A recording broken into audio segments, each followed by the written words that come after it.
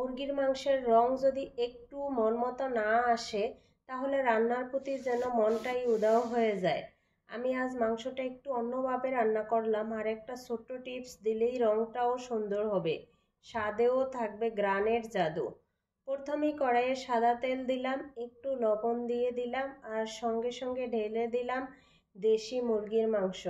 1 চামচ হলুদের গুঁড়া দিলাম, এটাতেই মাংসের রংটা আসে খুব সুন্দর উজ্জ্বল একটা ঝলমলে রং।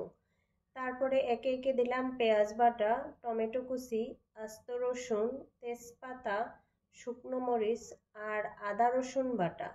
সব কিছু একসাথে দিয়ে ভালোভাবে কষাতে থাকলাম।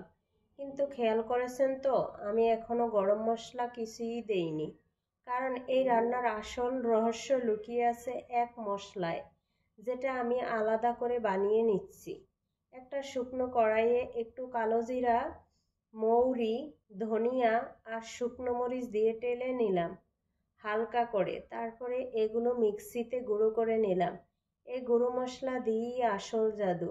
এখন এই মশলাটা যদি দিলাম রান্নায়, সাথে সাথে এমন একটা ঘ্রাণ উঠলো, আপনি রান্নাঘরের বাইরে থাকলেও বুঝে যাবেন কিছু স্পেশাল হচ্ছে।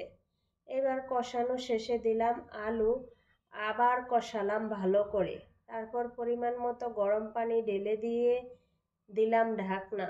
সব কিছু দিয়ে একসাথে ভালোভাবে কষাতে থাকলাম। আর এখানেই একটা গুরুত্বপূর্ণ টিপস, মশলা কষানোর সময় যদি পানি ছেড়ে দেয়, মানে মশলা থেকে তেল ছাড়ছে না, তাহলে হালকা করে 1-2 চামচ গরম পানি দিয়ে দিন। এতে মশলা পুড়ে যাবে না, আবার কষানোও হবে সুন্দর করে। আরেকটা জিনিস খেয়াল রাখতে হবে, এই পর্যায়ে যত ভালোভাবে কষাবেন তত বেশি সুঘ্রাণ আর স্বাদ উঠে আসবে মাংসে। তাই তাড়াহুড়ো না করে ধৈর্য ধরে নাড়তে হবে।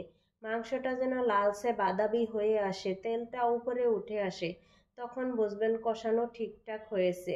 আর একটা ছোট্ট টিপস, যদি সময় থাকে কষানোর মাঝপথে কড়াইয়ের ঢাকনা একটু দিয়ে দিন 2-3 মিনিটের জন্য, এতে মশলার ঘ্রাণটা মাংসের ভেতরে ভালোভাবে ঢুকে যাবে। এটা একটু পুরনো স্টাইল হলেও কাজের দিক থেকে একদম মাস্টার ক্লাস। ধীরে ধীরে যখন ঝোলটা ঘন হয়ে আসলো, মাংসটা সিদ্ধ হয়ে এলো, তখন দিলাম ভাজা জিরার গুঁড়া। ব্যাস, এতেই পুরো রান্নার শেষ টাচটা একদম পারফেক্ট। আমি একটু ঝোল ঝোল রেখেছি, সাদা ভাতের সাথে খেলাম, পাশে শসা, পেঁয়াজ, লেবু। আপনি চাইলে রুটি বা পোলাও বা খিচুড়ির সাথেও পরিবেশন করতে পারেন। শুধু একটাই কথা বলবো, যেদিন এই রান্না করবেন একটু বেশি করে করুন, কারণ এক বাটি খেয়ে আরেক বাটির জন্য হাত বাড়াবেনই। আর হ্যাঁ, কেমন হয়েছে সেটা মুখে বলবেন না, কমেন্টে জানাবেন।